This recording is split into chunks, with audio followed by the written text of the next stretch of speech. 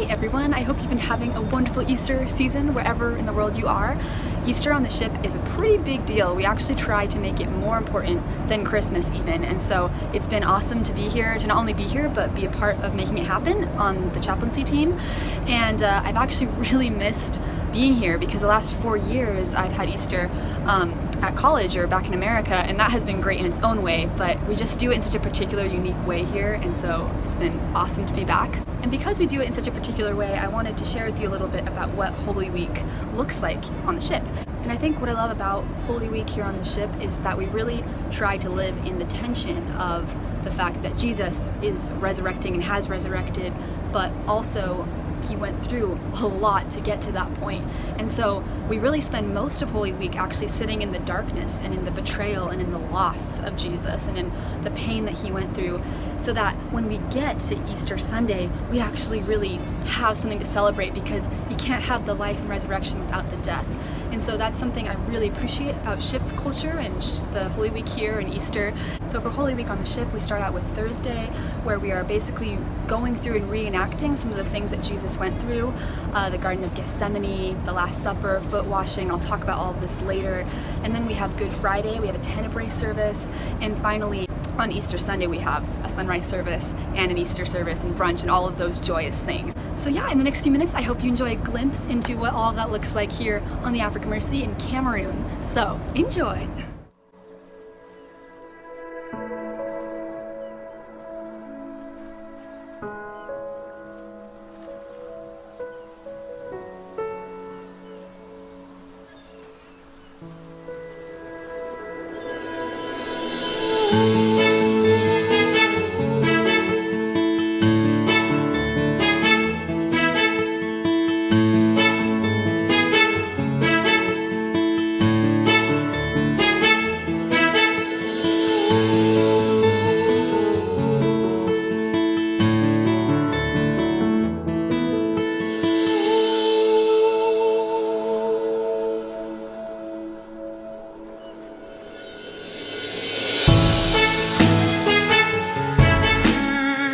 This is the foot washing station, and as we know in the book of John, it talks about the fact that Jesus washed his disciples' feet, and so we use that as our example of the reason why we should be doing the same thing, because that's what he's called us to. It's a way for us to serve one another. In particular, we try and have our leaders volunteer to come and serve the rest of the crew in just the same model that Jesus did.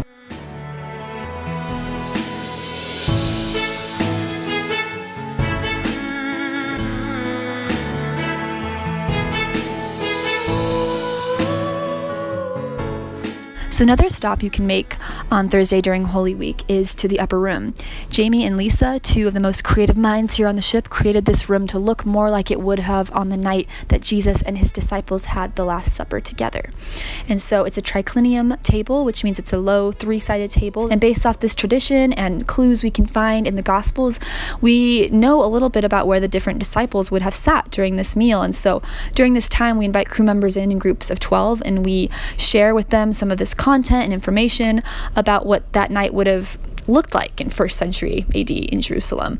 And then we share in communion together. So the next place that Jesus went after the upper room is to the Garden of Gethsemane. We know that it's here in the garden that he wrestles with his will, and finally he says, "Not my will, but your will be done." And after this, he is arrested and sent on his way to crucifixion. So we wanted to create a space that is somewhat similar to a garden and is plant-like, and invite people to pray for an hour. Jesus asked his disciples to stay up and pray an hour, and this is our chance to try and do the same and perhaps have our perspective changed as we see how very difficult it is to do just that.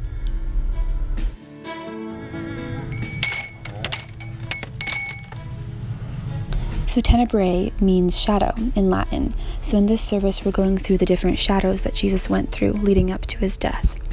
So, for example, there's the shadow of agony or the shadow of humiliation, and with each shadow, a candle is extinguished, so that by the end we're left in utter darkness, and we leave the service hopeless and feeling a little bit like the disciples may have felt. And the next time we're going to gather together, it will be on Easter Sunday.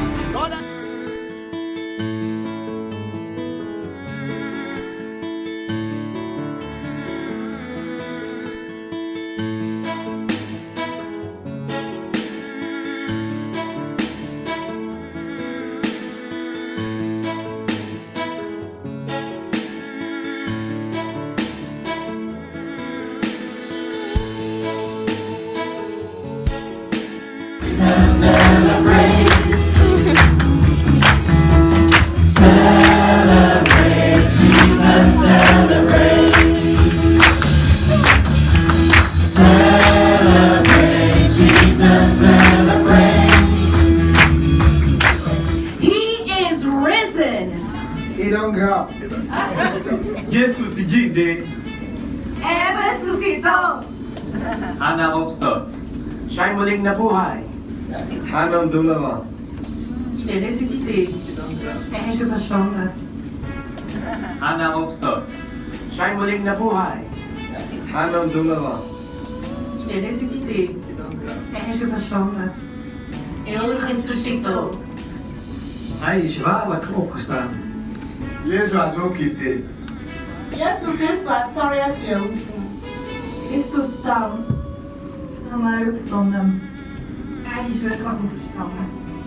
Yesu batoma. Alitsanga nizi. Yesu van zijn kop. Er ist opgestaan. Yesu digitale. Christus aufgewärts. Er ist auferstanden. He is risen.